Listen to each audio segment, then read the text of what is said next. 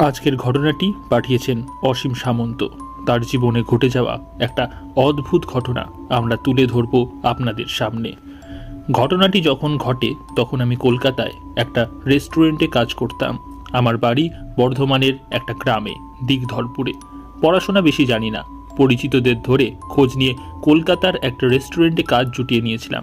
কলকাতার একটা মেসে থাকতাম, খাওয়া দাওয়া ওখানেই। কখনো কখনো সপ্তাহের শেষে বাড়ি আসতাম, আবার কখনো আসতাম না। কাজের জন্য উৎসব অনুষ্ঠানে আমার কখনো বাড়ি আসা হতো না, তাই বেশ কয়েক বছর আমি পরিবারের সাথে কোনো উৎসব কাটাইনি। তবে সেবার ম্যানেজারের কাছে দুর্গাপুজোর সময় ছুটির জন্য আবদার করলাম। ম্যানেজার স্বভাবতই রাজি হতে চাইলেন না, কারণ পুজোর সময় কাজের চাপ থাকে সব থেকে বেশি। তবে অনেক বলে কয়ে দশমী থেকে লক্ষ্মী পুজোর আগের দিন পর্যন্ত একটা লম্বা ছুটি বাগিয়ে চলে গেলাম বাড়িতে। গ্রামে গিয়ে আমি আমার ছেড়ে যাওয়া সেই পুরনো পরিবেশ আবার ফিরে পেলাম।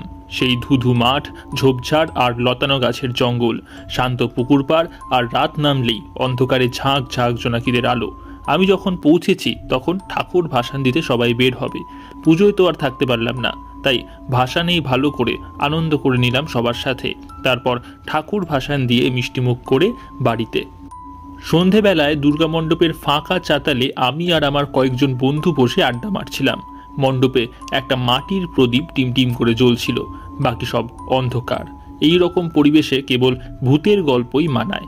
আমরাও নানা রকম ভূতের গল্প করছিলাম, বেশিরভাগই গাল গল্প, যার বাস্তব কোনো ভিত্তি নেই।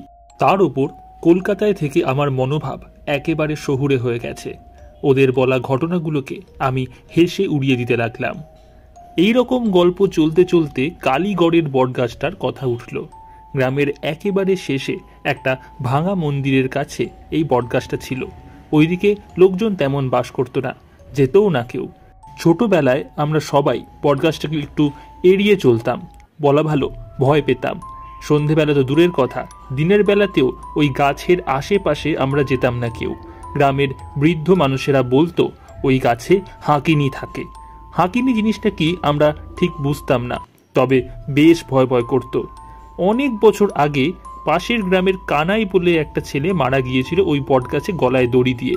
পুলিশ এসে বলেছিল আত্মহত্যা, কিন্তু গাঁয়ের লোকেরা বলেছিল গভীর রাতে ও হাঁকিনির কবলে পড়েছিল।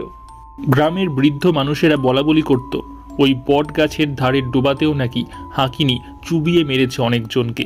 এখনো গাঁয়ের অনেকেই বিশ্বাস করে সেই কথা, যদিও এই সব ঘটনা চোখে দেখেছে এমন মানুষ খুঁজে পাওয়া যায় না।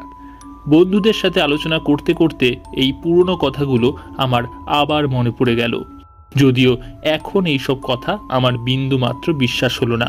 অশিক্ষিত সব লোকজন, মাথার ভেতরে কুসংস্কারে ভর্তি। ভূত প্রেত বলে আছে নাকি কিছু, যত সব। আমার বন্ধুদের মধ্যে বাবাইও আমার মতো এই সব জিনিসে বিশ্বাস করতো না। বাবাই আমাদের বন্ধুদের মধ্যে সব থেকে শিক্ষিত, কলেজে পড়েছে, এখন গ্রামের প্রাইমারি স্কুলে অঙ্ক করায়। আমার সমর্থন পেয়ে ও সবার সাথে আরও উৎসাহ নিয়ে তর্ক করতে লাগলো। রাত বাড়তে লাগলো, কিন্তু আমাদের তর্ক থামতে চায় না।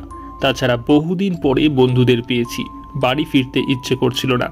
কিন্তু হঠাৎই এক সময় বাবাই প্রস্তাব দিল আমি আর বাবাই এখনই কালীগড়ের বটগাছটার কাছে গিয়ে দেখে আসব সত্যি ওখানে কিছু আছে নাকি। বাবাইয়ের এই প্রস্তাবে আমার বিন্দু মাত্র সায় ছিল না।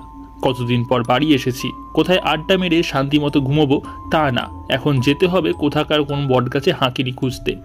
কিন্তু এতক্ষণ জোর তর্ক করেছি যে ওইখানে ভয় পাওয়ার মতো কিছু নেই, তাই এখন আর পিছিয়ে আসা যাবে না। আমি রাজি হয়ে গেলাম। কালীগড়ের বটগাছ আমাদের বাড়ি থেকে প্রায় আধ ঘন্টার রাস্তা। গ্রামের একেবারে শেষে জমির আলপথ পেরিয়ে যেতে হয়। আমরা তখনই বেরিয়ে পড়লাম। বাকিরা ওইখানেই অপেক্ষা করতে লাগলো আমাদের জন্য। শুক্লপক্ষের রাত, আকাশে জ্যোৎস্না ছড়ানো। আমি আর বাবাই পা চালিয়ে হাঁটতে লাগলাম। দুপাশে জমির ওপর চাঁদের আলো উপচে পড়ছে। জ্যোৎস্না বলেই টর্চ নিইনি কোনো। আমরা দ্রুত পায়ে আলপথ ভেঙে হাঁটতে লাগলাম। নির্দিষ্ট সময়ে আমরা পৌঁছে গেলাম বটগাছটার কাছে। ওই চাঁদের আলো মাখানো রাতেও গাছটা একটা কালো পাহাড়ের মতো দাঁড়িয়ে রয়েছে। আমরা ধীর পায়ে গাছটার তলায় এসে দাঁড়ালাম। বটগাছটার নিচে জমাট বাঁধা অন্ধকার। এই রকম অন্ধকার জায়গায় সাধারণত ঝাঁক ঝাঁক জোনাকি পোকা থাকে, কিন্তু এখানে কোনো জোনাকির দেখা পাওয়া যাচ্ছে না। দেখার মতো কিছুই নেই, বরং বাতাসে ঝিঝির শব্দে মাথা ধরে যাচ্ছে। বাবাই আমার আগে বটগাছটার একেবারে গোড়ায় গিয়ে উকিঝুঁকি মারছিল। আমি বললাম, চল বাবাই বাড়ি যাই। বললাম না এখানে নেই কিছু। আশ্চর্য, বাবাই কোনো সাড়া দিল না, বরং চুপ করে এক জায়গায় স্থির হয়ে দাঁড়িয়ে রইল। আমি আবার ডাকলাম ওকে, কিরে কি দেখছিস তুই অমন করে? হঠাৎ আমার যেন শীত করতে লাগলো। আমি ওর কাছে গেলাম।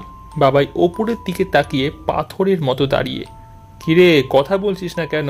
আলতো করে ধাক্কা দিলাম ওকে। ওর গা বরফের মতো ঠান্ডা। এত ঠান্ডা যে মানুষের শরীর হতে পারে আমার ধারণাই ছিল না। অন্ধকারের মধ্যেও আমি দেখতে পেলাম ওর চোখ দুটো যেন ঠিকরে বেরিয়ে আসছে চোখের কোটর থেকে। আমি ওর চোখের দৃষ্টি অনুসরণ করে তাকালাম ওপরের দিকে। কই কিছুই তো নেই। তাহলে ও এমন করে তাকিয়ে আছে কেন ওই দিকে? আমি ওর হাত ধরে জোরে টান দিলাম, কিন্তু ওকে এক বিন্দুও নড়াতে পারলাম না। ও একটা বরফের মূর্তির মতো দাঁড়িয়ে রইল ওখানে। মুহূর্তের মধ্যেই জায়গাটা একটা পচা দুর্গন্ধে ভরে গেল। বিশ্রী একটা গন্ধ। খেয়াল করিনি ঝিঝির ডাকটা অনেকক্ষণ কমে গেছে। চারপাশে একটা অদ্ভুত শূন্যতা। হঠাৎ খেয়াল করলাম বট গাছের গোড়ায় দাঁড়িয়ে রয়েছে একটা নারী শরীর। মাথায় এলোমেলো চুল সামনের দিকে ছড়ানো, মুখটা দেখা যাচ্ছে না, কিন্তু অগোছালো চুলের গভীরে দেখা যাচ্ছে জল জলে দুটো চোখ। অকস্মাৎ আমার হাঁকিনির কথা মনে পড়ল। এ কি সেই হাঁকিনি? না, এখানে আর দাঁড়ানো ঠিক হবে না। আমি পালানোর জন্য বাবাইয়ের হাত ধরে হ্যাঁচকা টান দিলাম এবার, কিন্তু বাবাই নড়ল না এবারও, বরং ওর নিথর দেহটা মূর্তির মতো উল্টে পড়ে গেল মাটিতে। হঠাৎ একটা তীক্ষ্ণ হাসির শব্দে আমার কানে তালা লেগে গেল। আমি ছুটে পালানোর চেষ্টা করলাম, কিন্তু কিসে একটা হোঁচট খেয়ে পড়ে গেলাম মাটিতে। তারপরে আমার আর কিচ্ছু মনে নেই। আমার জ্ঞান ফিরল বাড়িতে। আমি খাটের ওপর শুয়ে আছি। মা বিছানার পাশে অঝোরে কাঁদছে। পিছনে বাবা আর কাকারা মুখ কালো করে দাঁড়িয়ে।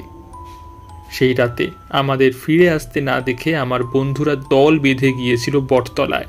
ওখানে গাছের নিচে আমাকে অজ্ঞান অবস্থায় ওরা খুঁজে পায়, কিন্তু বাবাইকে সেদিন খুঁজে পাওয়া যায়নি। পরের দিন দুপুরে কালীগড়ের ডোবা থেকে ওর পচা গলা দেহ উদ্ধার হয়।